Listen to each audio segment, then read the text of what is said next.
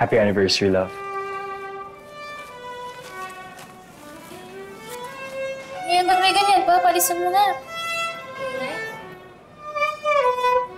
Ang badge.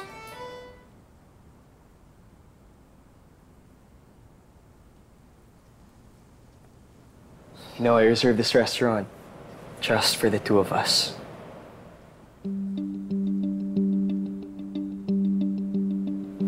And I also got you something else.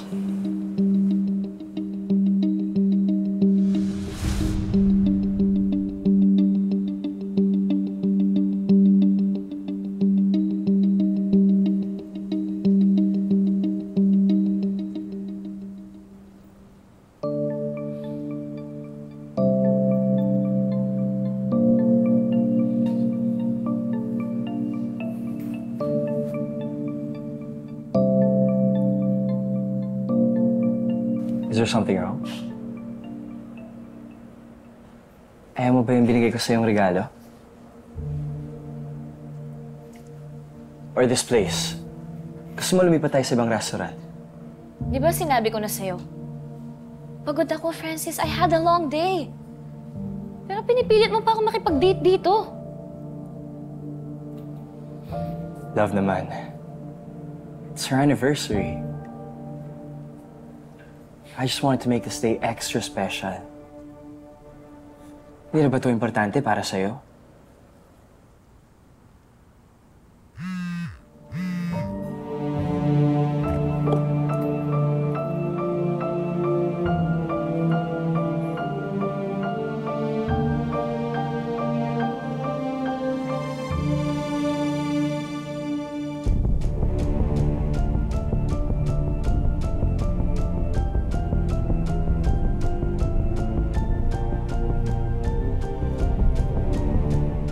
Makipagtalo sa'yo. Sabi ko naman, di ba? I had a long day.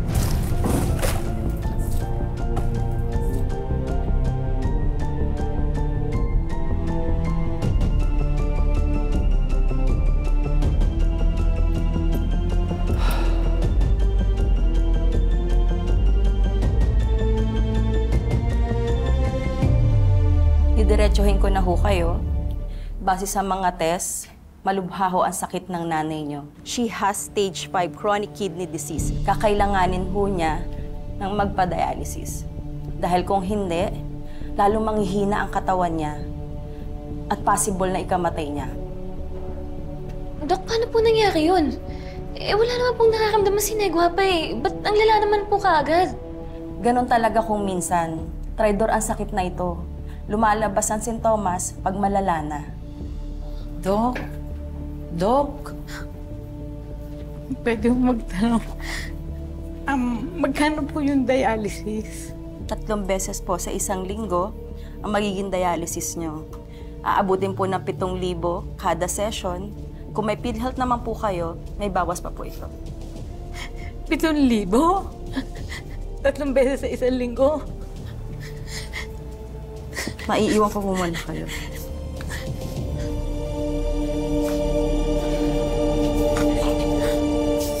Ako mga anak, masyadong malaki ang pera yun. Wala tayong ganun. Ito nga kinita natin itong hapon, naubos na dito sa ospital. Mababaon tayo sa utang pag nag-dialysis ako. Mga anak, wag na lang. Matanda na naman ako eh. Hindi ko na kailangan yan, anak. Ay. Hindi, bakalan ng Ginoo sa atin. Nagwapa, huwag naman ganyan. Pwede naman natin gawa ng paraan to eh. Patawarin niyo ako, maging pabigat ako sa inyo. Huwag ka po magsalita ng ganyan. Hindi niyo naman po ginusto to eh. Hindi po natin ginusto to. Huwag pong isipin na pabigat ka. Gagawa tayo ng paraan. Laban lang, Day. Laban lang.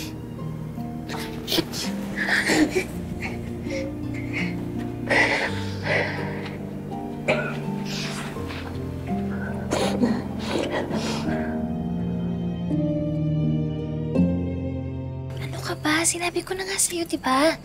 Anniversary date namin ngayon. Wag mo muna akong tawagan or i-text, okay? Ayoko mahuli ako.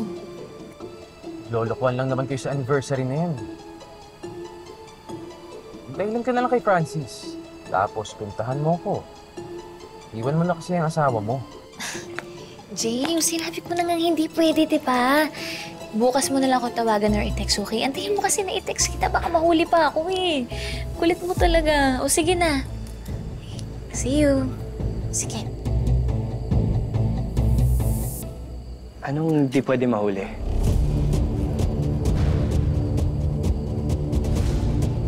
Venice.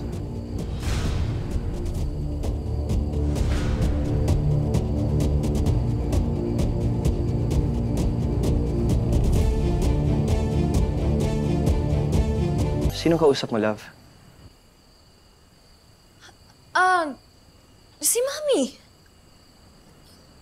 Sabi ko na ayoko mahuli tayo ng mga tao na nag-aaway tayo kasi pagchichismisan nila tayo eh. Kaya lumabas muna ako para magpahangin.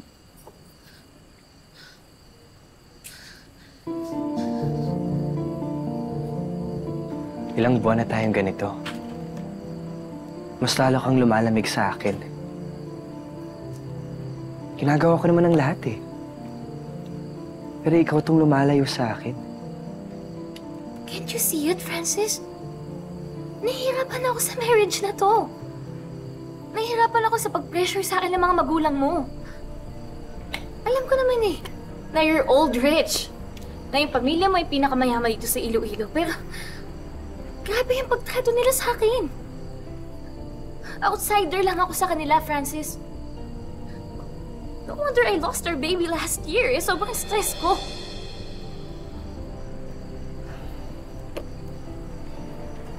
Venice. You know how much I love you.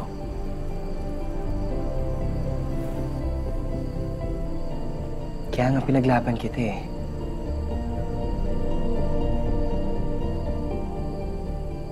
Gusto ko na umuwi.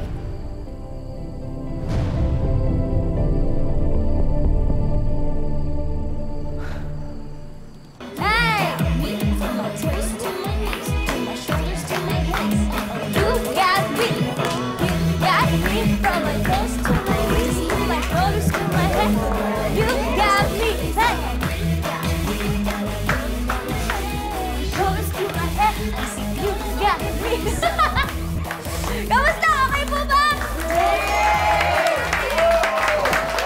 Masaya naman kayo? Yun ang importante. Dami lalong tao ngayon. Viral kasi yung video mo eh. Ma'am. Tata, kapag pagod ka na, magpahinga ka na. Eh bay, kung ako lang, kamukha lang ako ni Venice, eh, ako na lang gagawa niya. Kaya ko naman yan eh. Sayo niya. Wag! Baka mawala sila ng gana kumain. Tsaka, Kuya Daboy, kaya ko to. Gusto ko na marami tayong kikitain ngayong umaga na to para mamaya may pambili tayo ng gamot ni nanay. Kaya ko to. Sigurado ka? Oo naman. Ako pa ba? Ano, gusto niyo pa po ba ng isa? Isa pa daw. Ganda na kayo tayo. One more! Ano ba to?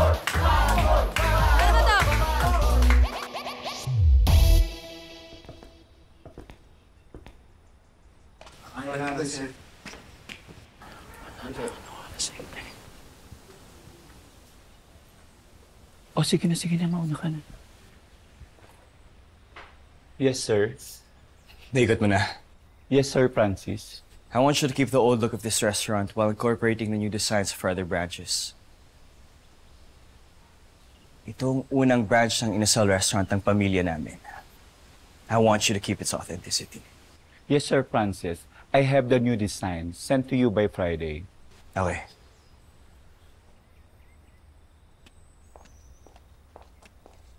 Nag-away daw kayo ni Venice kagabi? Di siya umuwi kagabi. I've been trying to talk to her, but she's not even answering my calls. Alam mo kayong dalawa? Ewan ko na lang sa inyo. Pabalik na ako ng US bukas, mag-away pa rin kayo. Pero don't worry, I'm sure she just had a bad day yesterday. Ihatid naman siya dito ni Tita Vivian after her taping from her movie. Para makapag-usap kayo. Promise, Francis, I will do everything that I can para magkausap kayo ng best friend ko. Okay? Salamat, Joanna. Miles, can I have coffee, please? Sige po, Ma'am.